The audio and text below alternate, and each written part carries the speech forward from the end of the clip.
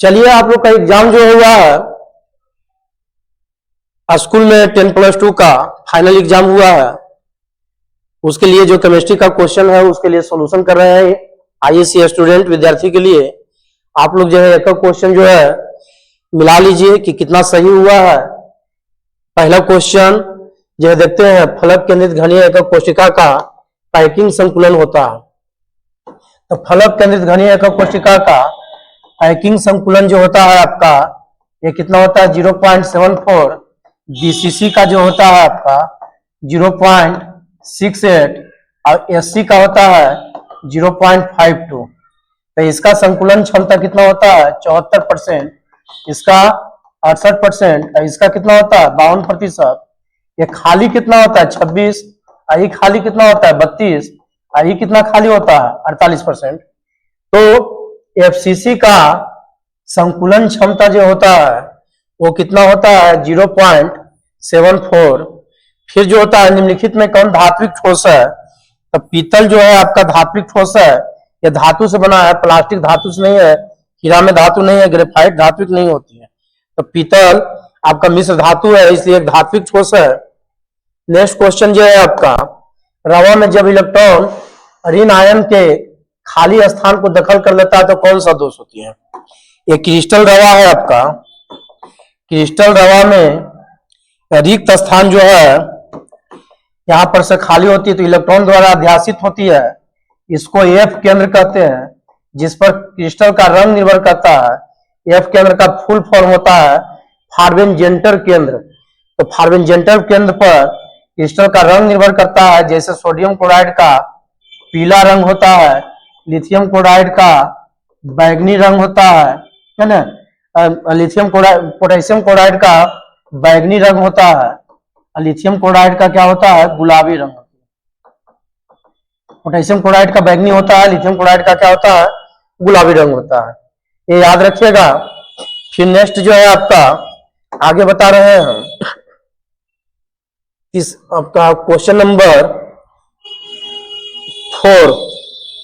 Question number 4, sodium chloride crystal की संरचना होती है। सोडियम क्लोराइड क्रिस्टल जो है ये आध घनीय एकक कोशिका होता है, इसको जो हम कहते हैं सोडियम क्लोराइड क्रिस्टल की संरचना होती है। तो सोडियम क्लोराइड जो होता है क्यूबिक के रूप में होती है, और क्यूबिक में जो होता है घनीय, इसको हिंदी में घनीय कहते हैं, इसमें खास प्रकार का स्ट्रक्चर होती है एफसीसी, फेस सेंटर क्यूबिक। तो फेस सेंटर क्या होता है फलक केंद्रित, क्या होती है फलक केंद्रित पाया जाता है। फिर जो है नेक्स्ट में एजियोट्रॉप्स मिश्रण होती है। एजियोट्रॉप्स को स्थिर क्वाथी कहते हैं। स्थिर क्वाथी वे सभी द्विघटीय मिश्रण है जिसका वाष्प तथा द्रव प्रवस्था में संगठन समान होता है। और एजियोट्रॉप्स जो होता है स्थिर क्वाथी जिसको कहते हैं, एक निश्चित तापक्रम पर उबलने वाला क्या होता है मिश्रण होती है। तो एजियोट्रॉप्स इंग्लिश मीनिंग है, यह हिंदी में इसको क्या कहते हैं स्थिर क्वाथी। तो इसका आंसर क्या होगा डी नंबर। फिर जो है निम्नलिखित में कौन सा नियम ऋणात्मक विचलन को प्रदर्शित करता है? तो बेंजीन है इथेनॉल, यह धनात्मक विचलन प्रदर्शित करता है। कार्बन टेट्राक्लोराइड के साथ बेंजीन धनात्मक विचलन प्रदर्शित करता है। मिथाइल बेंजीन और बेंजीन धनात्मक विचलन को प्रदर्शित करता है। लेकिन क्लोरोफॉर्म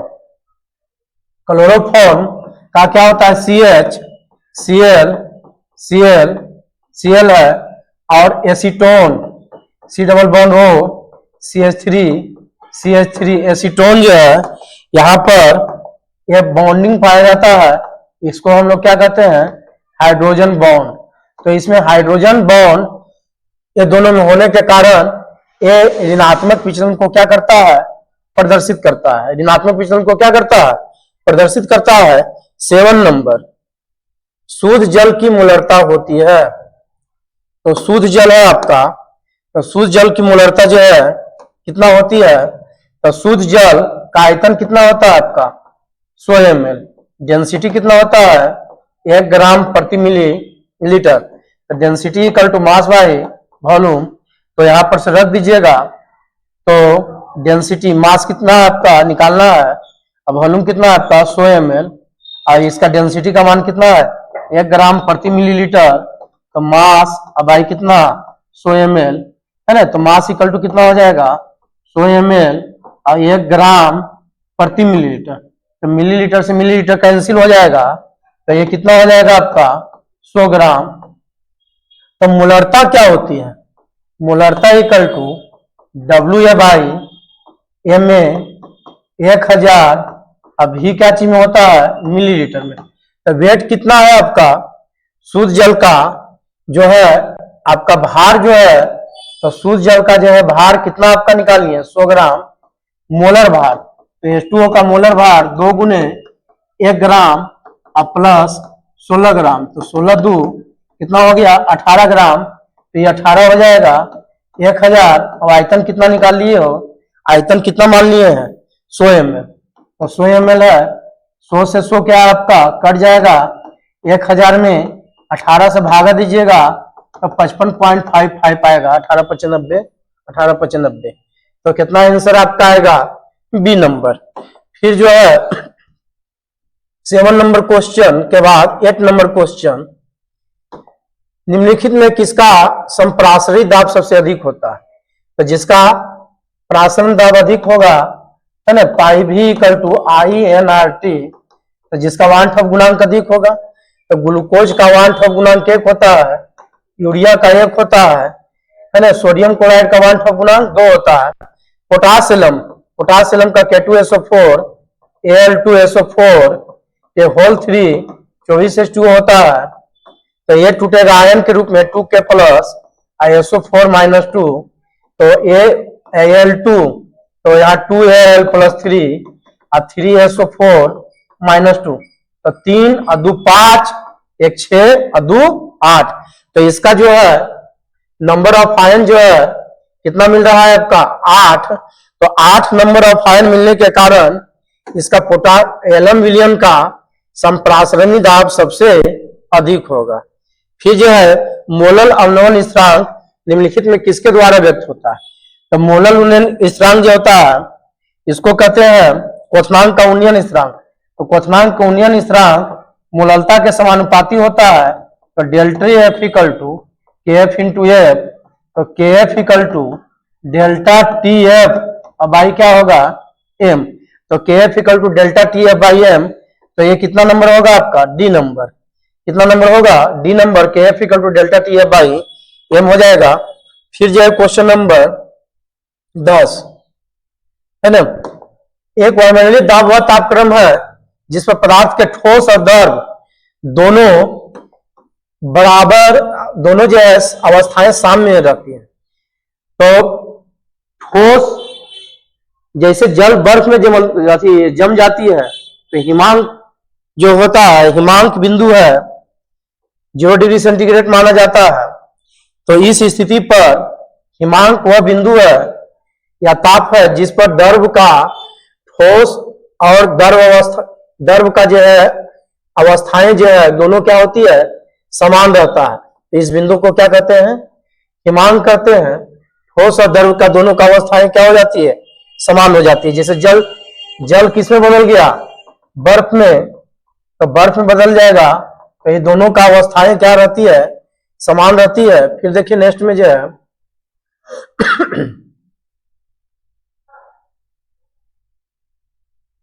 आगे नेक्स्ट में वैद्युत अपघट्य वह पदार्थ है, तो वैद्युत अपघट्य जैसे सोडियम क्लोराइड नमक, ये नमक वैद्युत अपघट्य पदार्थ है, जैसे ही इसको जल में डालते हैं तो ये मोल्टेन स्टेट में गलित अवस्था में आयन के रूप में विघटित हो जाती है, तो विद्युत धारा कुचालक नहीं आयन के रूप में बदल जाएगा, तो जल में विद्युत धारा सुचालक हो जाएगा। गर्म करने पर विघटित होता है नहीं, नमक गर्म करने पर विघटित यदि हो जाता तो नमक में जो है आपका कोई चीज फ्राई करके खाया जाता है, तो सोडियम क्लोराइड विघटित नहीं होती है, इसकी प्रकृति अम्लीय होती है एकदम नहीं, जल में घुलने पर आयन के रूप में क्या होता है विघटित हो जाता है, तो सोडियम क्लोराइड जल में घुलने पर आयन के रूप में क्या होता है विघटित हो जाता है। फिर नेक्स्ट क्वेश्चन, जब विद्युत धारा LCl3 के जलीय विलयन में जलीय घोल में प्रवाहित किया जाता है तो 13.5 ग्राम एल्युमिनियम मुक्त होता है। तो आवेश की मात्रा क्या है?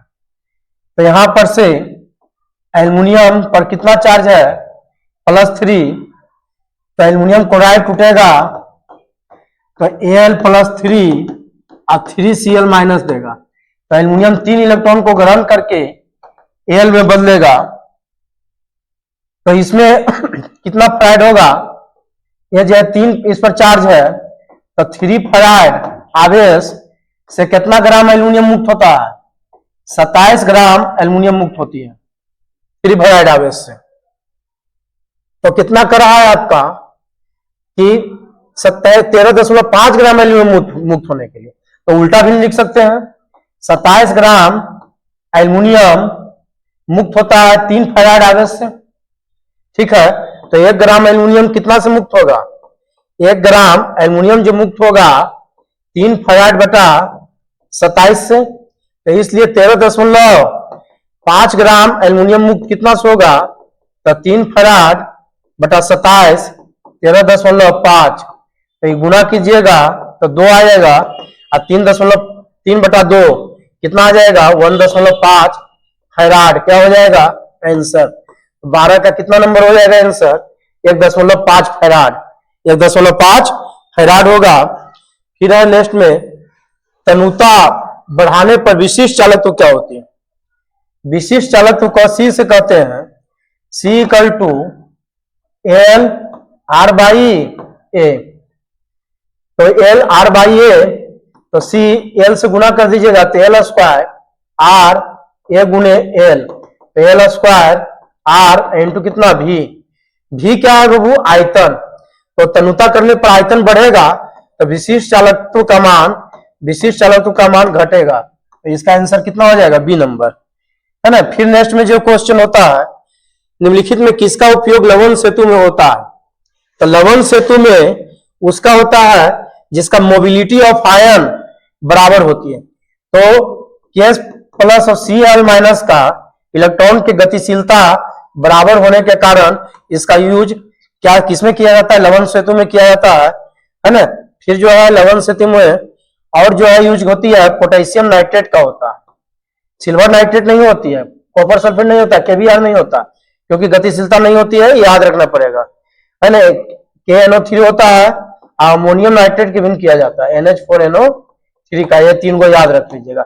इसमें धन आयन ऋण आयन का गतिशीलता क्या होती है? समान होता है। फिर जो आयन सबसे सहजता से ऑक्सीकृत होता है, तो जो आयन सबसे सहजता से ऑक्सीकृत होता है उसे क्या कहते हैं? देखिए यहां पर फ्लोराइड है, आपका क्लोराइड है, ब्रोमाइड है, आयोडाइड है। तो सबसे बड़ा साइज आयोडीन का है, फिर ब्रोमीन का है, फिर क्लोरीन का है, सबसे छोटा फ्लोरीन का। तो सबसे तेजी से ऑक्सीकृत कौन होता है? आयोडीन, क्योंकि आयोडीन का आकार क्या होता है? बड़ा होता है। आई बहुत तेजी से क्या होती है? ऑक्सीकृत होता है। किसी रासायनिक अभिक्रिया का दर निम्नलिखित में किस पर निर्भर नहीं करती है? रासायनिक अभिक्रिया का जो दर होता है वो अभिकारक के सांद्रता पर निर्भर करता है। जितना अभिकारक का सांद्रता है रासायनिक अभिक्रिया का वेग दर उतना अधिक होता है। फिर तापक्रम पर, ताप बढ़ाने से रासायनिक अभिक्रिया का दर बढ़ जाता है। ताप बढ़ाने से रासायनिक अभिक्रिया का दर क्या होती है? बढ़ जाता है। ताप बढ़ाने से रासायनिक अभिक्रिया का दर क्या होता है? बढ़ जाता है।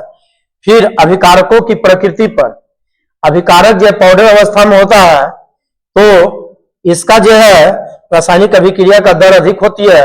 अब बी में अनुसंगता पर, तो अनुसंगता पर निर्भर नहीं करती है। ये जो है मोलिकुलरिटी ऑफ रिएक्शन इस पर निर्भर नहीं करता, बाकी तीनों पर निर्भर करता है। तो किस पर निर्भर नहीं करता? तो अनुसंगता पर निर्भर नहीं करेगा, मोलिकुलरिटी पर निर्भर नहीं करेगा। 17, निम्नलिखित में कौन प्रथम कोटि का अभिक्रिया है? तो अमोनियम नाइट्राइट नाइट्रोजन और H2O में बदलता है, प्रथम कोटि का अभिक्रिया है। ये शून्य है, इवन शून्य, शून्य। तो प्रथम कोटि का अभिक्रिया कौन है आपका? ए नंबर। चलिए नेक्स्ट में जो है देखते हैं 18 नंबर। 18 नंबर बहुत अच्छा क्वेश्चन है। किसी प्रथम कोटि अभिक्रिया का अर्धायु 30 मिनट है, तो उसका अभिक्रिया के 75% संपन्न होने में कितना समय लगेगा? तो अर्थ जीवन काल का फॉर्मूला जानते हैं 0.693 बाई के, तो ये 30 है, तो 0.693 बाई के, तो के का मान कितना होगा 0.693 बाई 30। तो हम क्या जानते हैं कि T equal to 2.303 log A naught कितना हो गया 100, कितना परसेंट संपन्न हो गया 75%, तो बचा कितना? तो 100 में 75 घटा दीजिए तो कितना बचा 25।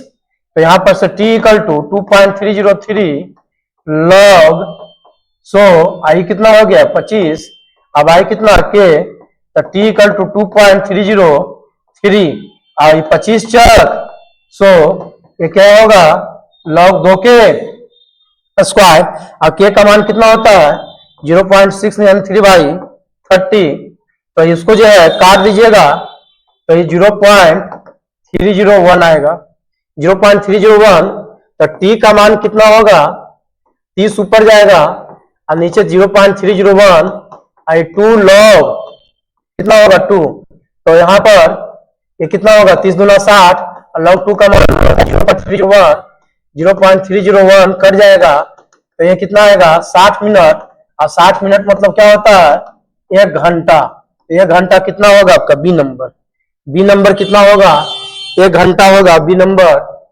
बी जो है आपका इसमें आंसर कितना होगा आपका 1 घंटा, है ना। फिर अभिक्रिया की दर की इकाई होती है, अभिक्रिया की वेग दर की इकाई क्या होती है?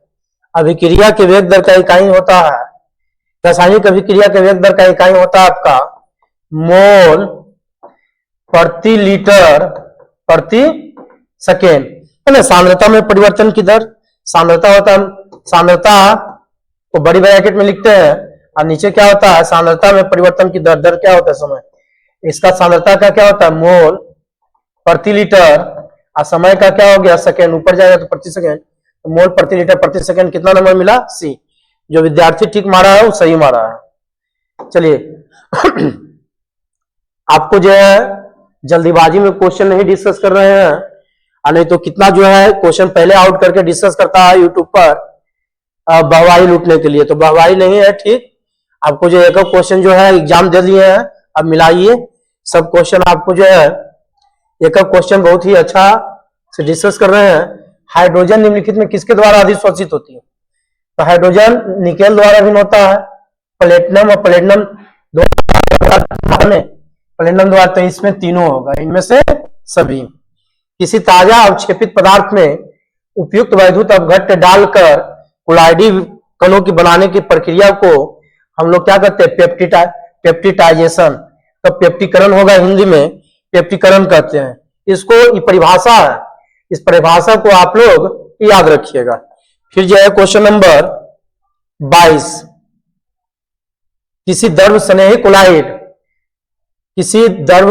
कोलाइड है, तो ये जो है द्रव आपका विरागी कोलाइड है, गोल्ड सॉल्ट भी आपका द्रविरागी है, स्टार्च जिलेटिन गोंद ये तीनों जो होता है स्टार्च सोल्यूशन, ये क्या होता है द्रव स्नेही सोल्यूशन होती है।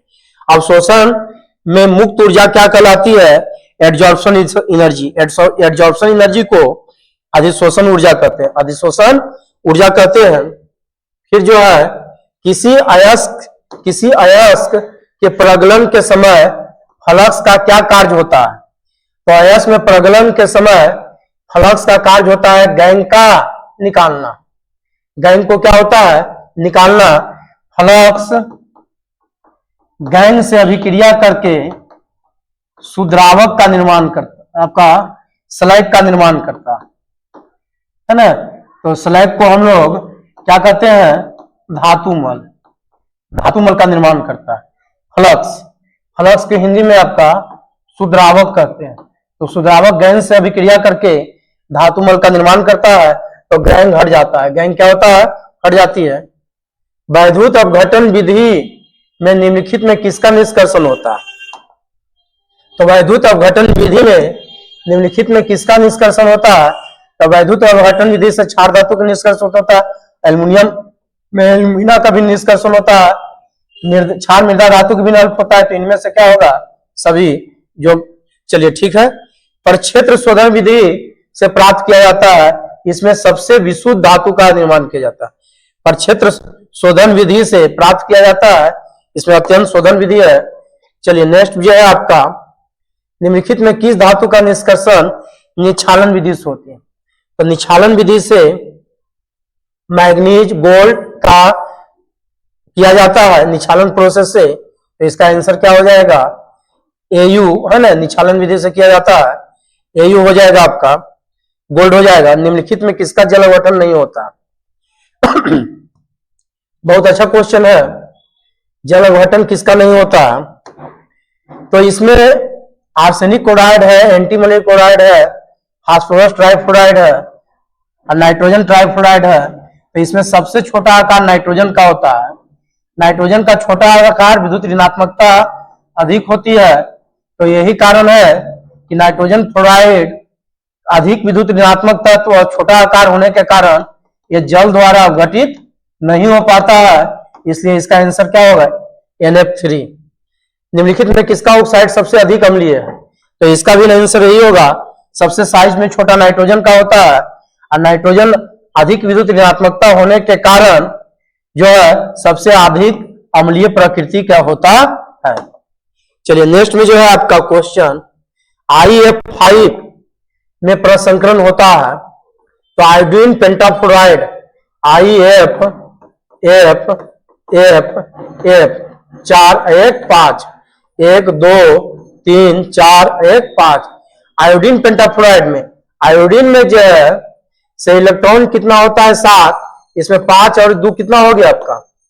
तो 5 सिंगल बॉन्ड सिग्मा बॉन्ड होता है और 1 लोन पेयर, तो 5 सिग्मा 1 लोन पेयर, तो 6 हो गया। 6 का क्या होता है? 6 का होता है sp3 3 1 4 और 2 sp3d2 sp3d2 होता है, 3 और 2 5 1 6 होता है ना, sp3d2 होता है। फिर जो है क्वेश्चन कि निम्नलिखित में कौन अणुचुंबकीय है? बहुत ही अच्छा क्वेश्चन है। कार्बन का परमाणु संख्या 6 होता है, तो इसका संयोजी इलेक्ट्रॉन कितना होता है? 4। तो संयोजी इलेक्ट्रॉन कुल देखिए, यदि संयोजी इलेक्ट्रॉन विषम आ जाता है तो अणुचुंबकीय होगा, सम आएगा तो पर यहाँ पर सम आ जाएगा। यहाँ पर निम्नलिखित में कौन अणुचुंबकीय है? विषम हो जाएगा तो क्या होगा? कहें अणुचुंबकीय होगा विषम में, और सम आएगा तो क्या होगा? प्रतिचुंबकीय होगा, प्रतिचुंबकीय होगा। तो निम्नलिखित में कौन अणुचुंबकीय है?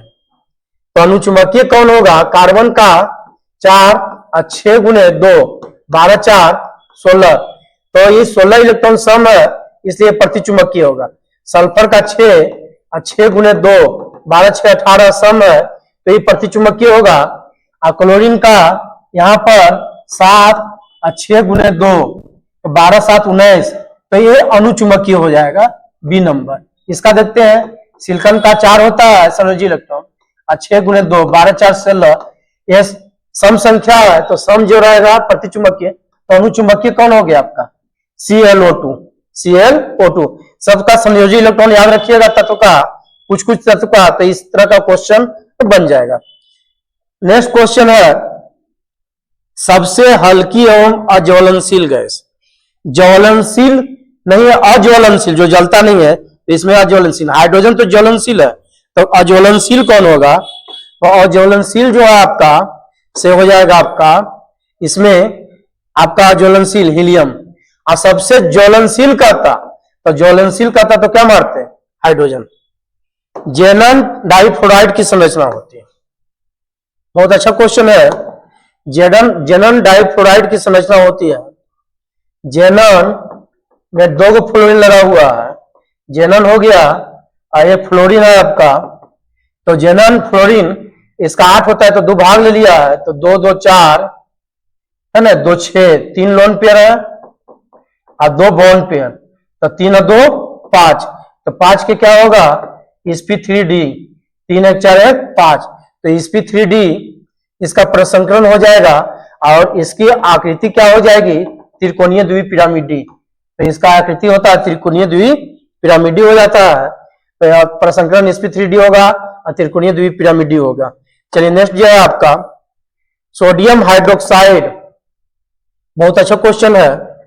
सोडियम हाइड्रोक्साइड आपका क्वेश्चन है, सोडियम हाइड्रोक्साइड विलयन में क्लोरीन के साथ अभिक्रिया होने पर निम्नलिखित में कौन पदार्थ बनता है? तो सोडियम हाइड्रोक्साइड का अभिक्रिया क्लोरीन से करवाइए, तो क्लोरीन से इसमें करवाने पे सोडियम क्लोराइड और अधिक मात्रा में उपस्थित होता है, तो सोडियम क्लोरेट NaClO3 का क्या करता है, निर्माण करता है। तो ऑप्शन नंबर क्या हो जाएगा, सी। केवल टिक मारने से नहीं है, सब क्वेश्चन को समझते चलिए।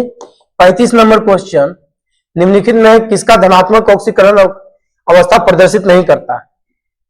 फ्लोरीन के छोड़कर अन्य हाइड्रोजन क्लोरीन, ब्रोमीन, आयोडीन -1, +1, +3, +5 और +7 ऑक्सीकरण अवस्था को प्रदर्शित करता है। तो निम्नलिखित में कौन धनात्मक ऑक्सीकरण अवस्था को प्रदर्शित नहीं करता है?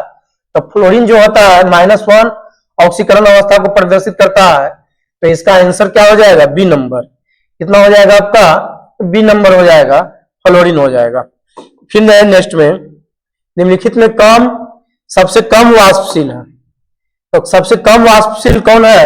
इसमें साइज बड़ा है, इसमें भी साइज बड़ा है, इसमें भी साइज बड़ा होता है, इसमें वनवास बल पाया जाता है। हाइड्रोजन सल्फाइड, हाइड्रोजन सोडियम है, हाइड्रोजन आपका टेलुरियम के साथ बड़ा रहा है, हाइड्रोजन ऑक्साइड है आपका। तो यहाँ पर से जल है आपका H2O, तो H2O में यहाँ पर हाइड्रोजन बॉन्ड पाया जाता है। H2O में क्या पाया जाता है, हाइड्रोजन बॉन्ड।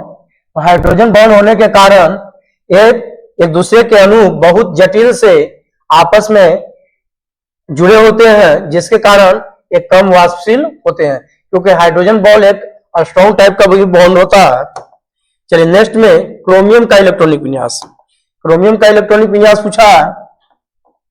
क्रोमियम कितना होता है, 24, 1s2, 2s2, 2p6, 3s2, 3p6, 4s2 और 3d, 2 2 4 6 4 10 12 6 18 20 और 20 है ना, और 4 कितना 24।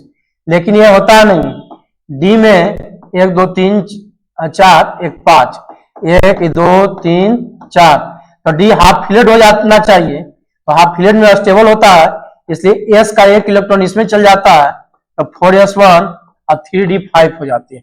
तो 4s1 3d5 और यहां तक क्या लिख सकते हो, 18 तक आर्गन लिख सकते हो। तो आर्गन 4s1 3d5 कौन मिलता जुलता है, तो आर्गन है ना 4s1 और 3d5 आपका कौन मिल रहा है, बी नंबर आपका। फिर यह क्वेश्चन कर रहा है 38, आयरन में अयुग्मित इलेक्ट्रॉन की संख्या कितना है? तो आयरन में Fe+2 में अयुग्मित, तो Fe+2 का क्या होता है 26, 1s2, 2s2, 2p6, 3s2, 3p6, 4s2 और 3d, 2 2 4 6 4 10 12 6 18 20 26। तो यहां पर से देखिए 1 2 3 4 5, 1 2 3 4 5, ये कितना 6। तो इसमें अयुग्मित इलेक्ट्रॉन की संख्या कितना होगा आपका, इसमें अयुग्मित इलेक्ट्रॉन की संख्या कितना होगा 4। तो इसमें अयुग्मित इलेक्ट्रॉन की संख्या कितना होगा आपका, ए नंबर कितना होगा आपका 4 होगा। अयुग्मित इलेक्ट्रॉन की संख्या कितना हो जाएगा आपका 4 नंबर हो जाएगा। फिर जो है नेक्स्ट में है ना लैंथेनाइड संकुचन है ना, लैंथेनाइड संकुचन के लिए निम्न में कौन उत्तरदायी होती है? तो लैंथेनाइड संकुचन के लिए जो है निम्न में जो उत्तरदायी होता है, जर्कोनियम और ऑफमेनियम के परमाणु त्रिज्या लगभग क्या होती है, समान होती है। तो ये सी नंबर जो है उत्तरदायी होता है, जर्कोनियम और ऑफमेनियम के परमाणु त्रिज्या लगभग क्या होती है, समान होती है। चलिए नेक्स्ट में जो है 40 नंबर, सीरियम के द्वारा प्रदर्शित मुख्य ऑक्सीकरण अवस्था। सीरियम जो है पाया जाता है +2 और सीरियम +4 अवस्था में, तो इसका कितना हो जाएगा, ए नंबर। नेक्स्ट है आपका ये जो है इसका नामकरण भी देख सकते हैं। सबसे पहले C2O4 ऑक्जिलेटो है, तो कि पोटेशियम ट्रीसऑक्जिलेटो क्रोमियम आपका जो है थर्ड आएगा। इसमें क्रोमियम की समन्वय संख्या, तो क्रोमियम की समन्वय संख्या 3 गुणे 2, तो इसका कोऑर्डिनेशन नंबर कितना होगा 6 होगा। और ऑक्सीकरण संख्या 3 गुणे 1 x और 3 माइनस 2 इक्वल टू 0, तो -6 में 3 घटा दीजिए तो 3 इक्वल टू 0, तो x इक्वल टू कितना हो जाएगा आपका 3, तो ऑक्सीकरण संख्या 3 हो जाएगा और कोऑर्डिनेशन संख्या कितना हो जाएगा 6, तो 3 और 6 कितना नंबर है आपका ये नंबर है ना। पोटेशियम यहाँ पर है ट्रीसऑक्जिलेटो क्रोमियम थर्ड होगा, तो इसका कितना होगा आपका 6 और कितना 3, 6 और 3। फिर जो है क्वेश्चन नंबर आपका 42, सेम क्वेश्चन है, इसका नोमेनक्लेचर जो देख लीजिए Al(C2O4) का क्या है आपका होल 3। तो ये जो है पोटेशियम है जो आयनन क्षेत्र में रहता है उसकी संख्या नहीं लिखाते, तो क्या लिखेंगे पोटेशियम आई बाइडेंटेड लिगेंड की संख्या 2 रहता है तो 20 लिखाता है, 3 रहता है तो 30, उसी तरह से टेट्राकिस, तो ये क्या होगा पोटेशियम है ना, है ना, ये आपका क्या होगा ट्रीस ऑक्जिलेटो एल्यूमिनेट ऑक्सीडेशन नंबर कितना हो जाएगा आपका 3 है ना। तो पोटेशियम आपका ट्रीस ऑक्जिलेटो एल्यूमिनेट थर्ड हो जाएगा। फिर जो है नेक्स्ट में आपका आगे 42 के बाद देखिए 43 नंबर देखिएगा, सिल्वर क्लोराइड अमोनियम हाइड्रोक्साइड के घोल में निम्नलिखित में किसके निम्नमान के कारण घुलता है, तो इसका होगा आपका डाइएमीन सिल्वर है ना 1 क्लोराइड, आपका डाइएमीन सिल्वर 1 क्लोराइड होगा, या सी नंबर होगा आपका।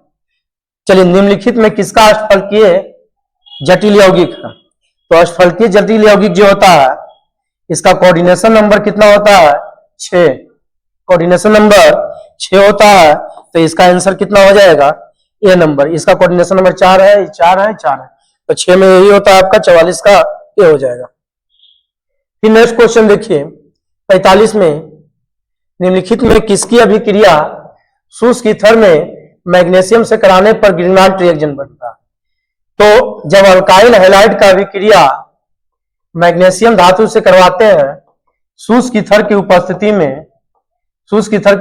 में, तो क्या बनता है RMgX, अल्काइल मैग्नीशियम हाइलाइड का निर्माण होता है। ये अल्काइल मैग्नीशियम हाइलाइड को हम लोग ग्रिग्नाट रिएजेंट कहते हैं, तो ग्रिग्नाट रिएजेंट को C2H5Cl कहते हैं, C2H5Cl कहते हैं। C2H5Cl क्या आपका ग्रिग्नाट रिएजेंट है। नेक्स्ट क्वेश्चन है आपका 46 नंबर क्वेश्चन, तो 46 नंबर क्वेश्चन है आपका इथाइल ब्रोमाइड कैल्शियम से अभिक्रिया करता है, तो इथाइल साइनाइड बनता है और इसको H2O से जल अवघटन करवा देते हैं है ना HCl की उपस्थिति में, तो यहां पर क्या होती है अम्लीय जल अवघटन करवाते हैं, तो यह जो बनता है एसिटिक आपका CH3CH2, और ये जो है आपका इस साइनाइड कार्बोक्सिलिक अम्ल में क्या होता है विघटित हो जाती है, विघटित नहीं ऐड हो जाता है ना, परिवर्तित हो जाता है। ये साइनाइड जो है किसमें परिवर्तित हो जाता है कार्बोक्सिलिक एसिड में, तो ये जो है क्या आपका नाम है मीथियोप्रोप, इसका नाम क्या है प्रोपेनोइक एसिड इसका नाम क्या हो गया आपका प्रोपेनोइक एसिड, तो आंसर क्या होगा आपका इसका प्रोपेनोइक अम्ल, क्या होगा प्रोपेनोइक अम्ल। चलिए ठीक है, नेक्स्ट में आगे जो है चलते हैं है ना। नेक्स्ट में आपका अल्काइल हैलाइड का उपयोग निम्नलिखित में किसे बनाने में होता है, तो अल्काइल हैलाइड का उपयोग हम लोग किसको बनाने में करते हैं, तो अल्काइल हैलाइड को एक्वस की ओर डालेंगे तो क्या बन जाता है अल्कोहल, और एक्वस नहीं क्या अल्कोहलिक की ओर डालते हैं तो एल्कीन में बदल जाती है। फिर अल्काइल हैलाइड से आपका जो है डायरेक्टली अल्केन में भी परिवर्तित होता है आपका, तो ये तीनों बन जाता है, तो इसका आंसर क्या होगा इनमें से सभी, इनमें से तो सभी होगा एल्किल हैलाइड की घटती क्रियाशीलता है। तो एल्किल हैलाइड में सबसे पहले आर आई आएगा, फिर आर बी आर आएगा, फिर क्या होगा आर सी एल आएगा। तो R I R B R R C L कितना नंबर आपका होगा R I R B R C L है ना। तो ये आपका नंबर जो है सी नंबर आपका एक्यूरेट सही है आपका, है ना। सी नंबर आपका सही है। ये सी नंबर जो है इसका होगा R I R B R C L. चलिए नेक्स्ट में जो है ब्यूटेन टू ऑल है एक, तो butane two ol CH3 CH CH3 OH मीथित प्रो ब्यूटेन टू ऑल एक जो होता है ये 2 डिग्री कार्बन से जुड़ा हुआ है। तो ये क्या होता है सेकेंडरी अल्कोहल होता है। ये प्राइमरी नहीं, प्राइमरी जैसे है CH3OH ये प्राइमरी अल्कोहल है, तो ये क्या होता है सेकेंडरी अल्कोहल होता है। तो इसका आंसर क्या होगा आपका बी नंबर, ये सेकेंडरी अल्कोहल है, टर्सरी नहीं। कैसा अल्कोहल होता है सेकेंडरी अल्कोहल होता है। फिर जो नेक्स्ट में क्वेश्चन में 50 नंबर क्वेश्चन देखिए।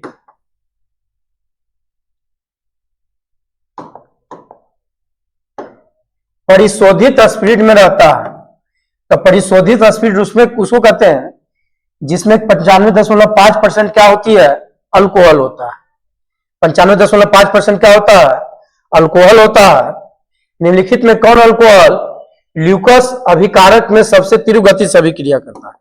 तो ल्यूकस अभिकारक में सबसे तीव्र गति से अभिक्रिया करने वाले जो होता है वो क्या होती है टर्सरी अल्कोहल, है ना। तो ये क्या आपका ये आपका 3 डिग्री कार्बन से OH जुड़ा हुआ है, तो टर्सरी है, ये बहुत फास्ट रिएक्शन करता है। तो इसका आंसर क्या हो जाएगा टर्सरी अल्कोहल, है ना। तो आंसर आपका ये जैसे लिखिएगा सी नंबर होगा। 3 डिग्री अल्कोहल भी कहते हैं इसको। निम्नलिखित में कौन सरल ईथर है। एक क्वेश्चन बहुत ही इंपॉर्टेंट है, सरल ईथर किसको कहते हैं। सबसे पहले यहां देखिए सरल ईथर में R' होता है। R में 2 आपका कार्बन की संख्या होना चाहिए, जैसे CH2 और CH3 2 हाइड्रोकार्बन का। अब R' में इसमें जो है ये R से अलग होना चाहिए, ये R' कुछ भी हो सकता है। तो R में 2 आपका कार्बन है, एक यहाँ पर एक यहाँ पर और एक इधर नहीं है, तो 2 ही जगह मिल रहा है। तो ये दोनों पॉसिबल है, लेकिन R' ये अलग होना चाहिए। तो इसमें तो ये दोनों सेम हो गया, तो ये नहीं होगा। तो ये CH3 है, तो ये अलग अल्काइल ग्रुप है, तो आंसर क्या होगा आपका ये नंबर हो जाएगा। आंसर कितना हो जाएगा ये नंबर हो जाएगा। चलिए नेक्स्ट क्वेश्चन देखते हैं आगे, है ना। ये क्वेश्चन नंबर कितना था आपका 52। 53 नंबर क्वेश्चन देखते हैं। टॉलेंस अभिकर्मक निम्नलिखित में अमोनिया घोल देती है। तो टॉलेंस अभिकर्मक अमोनिया घोल सिल्वर नाइट्रेट के सोल्यूशन में देता है GnO3। कैल्शियम एसीटेट एवं कैल्शियम फॉर्मेट के मिश्रण को गर्म करने से बनता है। तो कैल्शियम फॉर्मेट को कैल्शियम एसीटेट को कैल्शियम फॉर्मेट से गर्म करते हैं तो क्या बनता है एसीटल डिहाइड बनता है। ये क्या है आपका एसीटल डिहाइड का क्या होता है निर्माण होती है। तो एसीटल डिहाइड का क्या होता है CH3 C double bond OH, acetaldehyde का क्या होता है निर्माण होता है। आगे जो है क्वेश्चन है आपका 55 नंबर। तो 55 नंबर में 1 2 3 2 मिथाइल मीथित प्रोपेनॉल। तो यहां पर क्या होगा इसका आंसर ए नंबर। 2 पर मिथाइल हो गया और मीथित प्रोपेनॉल हो गया, तो 2 मिथाइल प्रोपेनॉल हो गया, आंसर नंबर ए। फिर जो है आपका निम्नलिखित में कौन इरोट्रोपिन है। तो इरोट्रोपिन उसको कहते हैं जिसका फॉर्मूला होता है C6H12N4। ये इरोट्रोपिन का होता है, इसको शॉर्ट में लिखिएगा तो CH2 का होल 6 N4 आएगा, दोनों समान आ जाएगा। तो इरोट्रोपिन कौन है आपका डी नंबर। चलिए नेक्स्ट में क्वेश्चन जो देखते हैं मोनोकार्बोक्सिलिक अम्ल निम्नलिखित में क्रियाशील समावेय है। तो मोनोकार्बोक्सिलिक अम्ल का HCOH होता है, ये किसका आपका क्रियाशील समूह है। तो ईस्टर का क्या होता है R C double bond OR होता है, ईस्टर है। ये ईस्टर, इसमें 2 गो आपका कार्बन है, 2 आपका, तो मोनोकार्बोक्सिलिक अम्ल में आपका जो क्रियाशील समूह जो होती है कौन होता है आपका, ईस्टर, ईस्टर होता है। कौन होता है, ईस्टर होता है। निम्नलिखित में कौन सबसे प्रबल अम्ल है? यह भी क्वेश्चन आपका 58 नंबर, बहुत ही इजी है ना, 58 नंबर बहुत इजी है। तो ये सी है ना, Cl3 और C डबल बॉन्ड OH है। ये क्लोरीन इलेक्ट्रॉन खींचने वाला ग्रुप होती है, तो इलेक्ट्रॉन ड्रॉइंग ग्रुप होता है, जिसके कारण इस पर पॉजिटिव चार्ज ज्यादा बढ़ेगा, तो पॉजिटिव चार्ज बढ़ने के कारण हाइड्रोजन तेजी से रिलीज हो जाएगा, तो एसिडिक कैरेक्टर जो बढ़ा देता है। इसमें 2 ही क्लोरीन है, इसमें 3 क्लोरीन है, तो क्लोरीन जो है आपका इलेक्ट्रॉन ड्रॉइंग ग्रुप होने के कारण तेजी से हाइड्रोजन को रिलीज करता है। तो आंसर क्या होगा आपका, डी नंबर। जब फॉर्मिक अम्ल को शांत सल्फ्यूरिक अम्ल के साथ गर्म किया जाता है, जब फॉर्मिक अम्ल को HCOOH को शांत सल्फ्यूरिक अम्ल के साथ गर्म किया जाता है, तो क्या बनता है आपका, एक कार्बन मोनोऑक्साइड गैस का निर्माण होती है, कार्बन मोनोऑक्साइड गैस का निर्माण होता है। एसिटामाइड की अभिक्रिया, एसिटामाइड की अभिक्रिया जब ब्रोमीन के OH से कराने से प्राप्त होती है, तो एसिटामाइड का होता है CH3 C double bond ONH2। इसको ब्रोमीन और KOH के साथ अभिक्रिया कराएंगे, तो ये क्या बनेगा, ये जो बनेगा CH3 है ना, ये जो बनेगा CH3NH2, और ये कार्बन जो है से कार्बन डाइऑक्साइड में परिवर्तित होकर पोटेशियम ब्रोमाइड का क्या करता है, निर्माण। तो ये मिथाइल एमीन का क्या करता है, निर्माण करता है, मिथाइल एमीन का निर्माण करता है, इंग्लिश में, हिंदी में मेथिल एमीन कहते हैं। चलिए देखिए नेक्स्ट में क्वेश्चन, निम्नलिखित में किसका अभिक्रिया एसिटिक अम्ल से कराने पर एसिटिल क्लोराइड का निर्माण होता है? तो एसिटाइल क्लोराइड का निर्माण होता है एसिटिक अम्ल से, तो CH3COOH PCl5 से भी कराएंगे तो प्राप्त होती है, PCl से भी 3 से प्राप्त होता है, सल्फ्यूराइल क्लोराइड से प्राप्त होता है। लेकिन क्लोरोफॉर्म जो है ये एसिटिक अम्ल से एसिटाइल क्लोराइड का निर्माण नहीं करता है, इसलिए इसका आंसर क्या हो जाएगा, ए नंबर। क्लोरोफॉर्म जो है एसिटिक अम्ल से अभिक्रिया नहीं करता है, इसलिए इसका एसिटाइल क्लोराइड में निर्माण नहीं होगा, तो आंसर कितना होगा आपका, ए नंबर। चलिए यहां देखिए,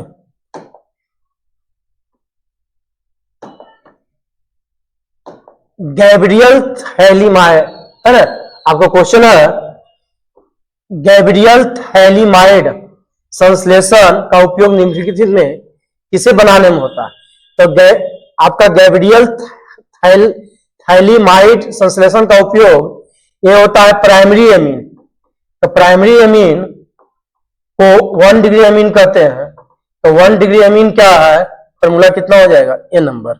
प्राइमरी एमीन होगा एक कार्बोहाइड्रेट में उपस्थित रहता है, तो ये कार्बोहाइड्रेट किसको कहते हैं, बेंजीन C6H12O6। कार्बोहाइड्रेट में कार्बन, हाइड्रोजन, ऑक्सीजन उपस्थित होता है, तो कार्बन, हाइड्रोजन और ऑक्सीजन एक कार्बोहाइड्रेट में उपस्थित होता है, तो आंसर नंबर कितना हो गया, बी। ग्लूकोज एवं फ्रुक्टोज है, तो ग्लूकोज जो होता है ये पॉलीहाइड्रोक्सी एल्डिहाइड है, और फ्रुक्टोज जो है पॉलीहाइड्रोक्सी कीटोन है।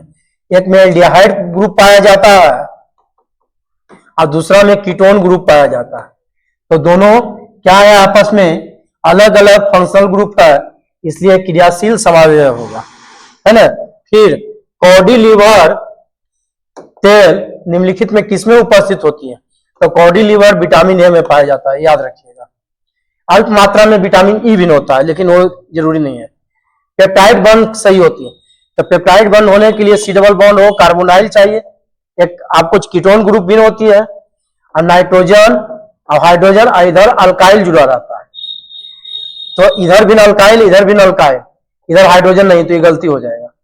इधर हाइड्रोजन फिक्स कर दिया है, नहीं तो ये दोनों अल्काइल रहेगा, तो आंसर में कितना होगा, बी नंबर।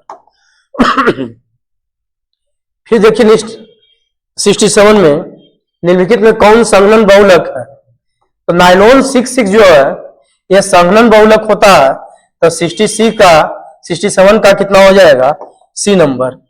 फिर जो है आपका 68 का है एम्पीसिलिन एक है, तो एम्पीसिलिन क्या होता है, एंटीबायोटिक होती है ना, एंटीबायोटिक होती है। नायलॉन बनाने के लिए कौन सा कच्चा पदार्थ का उपयोग होता है, तो नायलॉन बनाने के लिए एडीपी अम्ल का यूज किया जाता है। नायलॉन बनाने के लिए कौन सा कच्चा पदार्थ का उपयोग होता है, तो एडीपी अम्ल का क्या किया जाता है, यूज किया जाता है। चलिए फिर आंसर जो है आपका जो है 70 नंबर, निम्नलिखित में किसका उपयोग निश्चेतक के रूप में होता है, तो die nitrogen oxide laughing gas है, इसका उपयोग निश्चेतक के रूप में हो जाएगा। तो आंसर नंबर कितना है, बी हो जाएगा। तो सभी क्वेश्चन को डिस्कस किया गया है, कोई क्वेश्चन इसमें नहीं समझ में आएगा कमेंट कीजिएगा, कमेंट में आपको जवाब मिल जाएगा।